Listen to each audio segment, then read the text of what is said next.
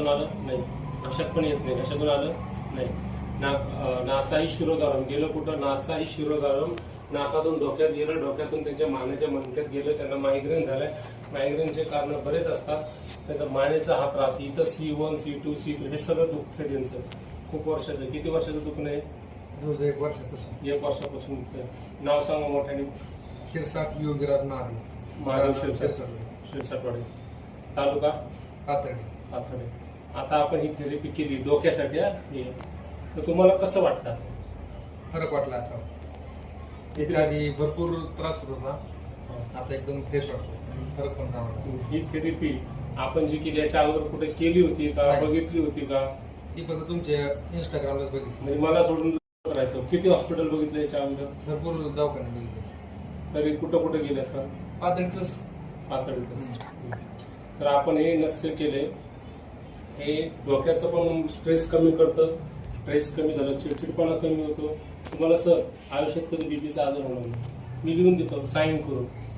Sugar होणार नाही, thyroid होणार नाही, कॅन्सरच्या गाठी सुद्धा स्ट्रेसमुळे होतात आणि हार्ट अटॅक सुद्धा स्ट्रेसमुळेच येतो, बीपी वाढतो.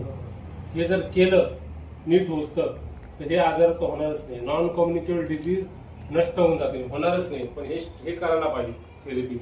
नाही तर तुमच्या ज्याला बीपी आहे, ज्याला शुगर आहे, ऑलरेडी स्ट्रेसमुळे होत असतं. BP, sugar, thyroid, cancer, cardiovascular disease हे बाहेरून आलेले नाहीत, हे आपल्या लाईफस्टाईलमुळे तयार झालेले आहेत. बाहेरून कोणते आजार व्हायचे पहिले? स्मॉल पॉक्स, देवी, चिकन पॉक्स, हे कम्युनिकेबल डिसीज होते एकमेकाला लावणे. आता जास्त वाढलेत नॉन कम्युनिकेबल डिसीज, जे ट्रान्सफर होत नाही लोकांना, हे जास्त वाढलंय. लाईफस्टाईल आपण जेवताना पाणी पित राहतो, चिक्कल करतो पोटात अन्नाचा, अशा बरेच लाईफस्टाईल असते आपली. कोणाला असा मायग्रेनचा, डोकंदुखीचा, स्ट्रेसचा, चिडचिडपणाचा, रागचा, पित्त असल्या झाल्यामुळे पण डोकं दुखत राहतं, असा कोणाला त्रास असला तर आपल्या आरोग्य हॉस्पिटल शेवगावला, मी बटुळे डॉक्टर बोलतोय, डॉक्टर सतीश नारायण बटुळे, आवश्यक भेट द्या. आपण यांना थेरपीच केली, मी फक्त पहिलीच थेरपी. किती टक्के बरं वाटलं? 60-70% तर नीटच झालं. ठीक आहे. कोणाला काही त्रास असला तर आवश्यक भेट द्या. तुम्ही काय सांगता शिरसाटवाडी?